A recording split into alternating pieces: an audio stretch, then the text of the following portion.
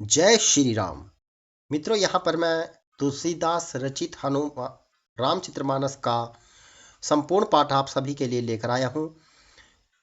इसमें मैं आपको आज विश्वामित्र का राजा दशरथ से राम लक्ष्मण को मांगना और ताड़का वध का वृतांत आपको सुनाऊंगा।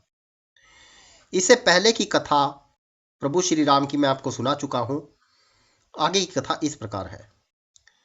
जो व्यापक अकल निर्वयव इच्छा रहित अजन्मा और निर्गुण है तथा जिनका न नाम है न रूप है, वही भगवान भक्तों के लिए नाना प्रकार के अनुपम अलौकिक चरित्र करते हैं। यह सर्व चरित्र मैंने गाकर बखान कर कहा। अब आगे की कथा मन लगाकर सुनो।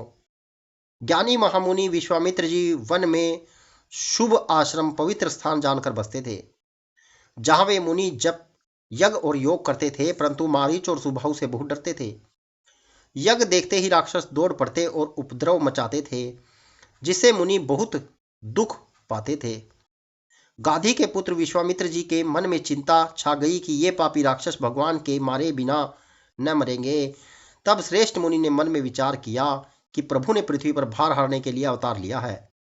इसी बहाने जाकर मैं उनके चरणों का दर्शन करूं और विनती करके दोनों भाइयों को ले आऊं। आहा, जो ज्ञान वैराग्य और सब गुणों के धाम हैं, उन प्रभु को मैं नेत्र भर कर देखूंगा। बहुत प्रकार से मनोरथ करते हुए जाने में देर नहीं लगी। सरयू जी के जल में स्नान करके वे राजा के दरवाजे पर पहुंचे। राजा ने जब मुनि का आना सुना, तब वे ब्राह्मणों के समाज को साथ लेकर मिलने गए और दंडवत करके मुनि का सम्मान करते हुए उन्हें लाकर अपने आसन पर बैठाया। चरणों को धोकर बहुत पूजा की और कहा, मेरे समान धन्य आज दूसरा कोई नहीं है। फिर अनेक प्रकार के भोजन करवाए, जिससे श्रेष्ठ मुनि ने अपने हृदय में बहुत ही हर्ष प्राप्त किया। फिर राजा ने चारों पुत्रों को मुनि के चरणों पर डाल दिया, उनसे प्रणाम करवाया। श्री रामचंद्र जी को देखकर मुनि अपनी देह की सुधि भूल गए। वे श्री रामचंद्र जी के मुख की शोभा देखते ही ऐसे मगन हो गए मानो चकोर पूर्ण चंद्रमा को देखकर लुभा गया हो। तब राजा ने मन में हर्षित होकर ये वचन कहे, हे मुनि, इस प्रकार कृपा तो आपने कभी नहीं की। आज किस कारण से आपका शुभ आगमन हुआ, कहिए, मैं उसे पूरा करने में देर नहीं लगाऊंगा। मुनि ने कहा, हे राजन, राक्षसों के समूह मुझे बहुत सताते हैं, इसलिए मैं तुमसे कुछ मांगने आया हूँ। छोटे भाई सहित श्री रघुनाथ जी को मुझे दो। राक्षसों के मारे जाने पर मैं सनाथ सुरक्षित हो जाऊंगा। हे राजन, प्रसन्न मन से इनको दो। मोह और अज्ञान छोड़ दो। हे स्वामी, इससे तुमको धर्म और सुयश की प्राप्ति होगी और इनका परम कल्याण होगा। इस अत्यंत अप्रिय वाणी को सुनकर राजा का हृदय कांप उठा और उनके मुख की क्रांति फीकी पड़ गई। उन्होंने कहा, हे ब्राह्मण, मैंने चौथेपन में 4 पुत्र पाए, आपने विचार कर बात नहीं की। हे मुनि, आप पृथ्वी, गो, धन और खजाना मांग लीजिए, मैं आज बड़े हर्ष के साथ अपना सर्वस्व दे दूंगा।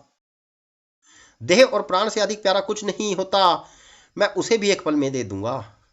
सभी पुत्र मुझे प्राणों के समान प्यारे हैं। उनमें भी हे प्रभु राम की तो किसी प्रकार भी देते नहीं बनता। कहाँ अत्यंत डरावने और क्रूर राक्षस, कहाँ परम किशोर अवस्था में बिल्कुल सुकुमार मेरे सुंदर पुत्र।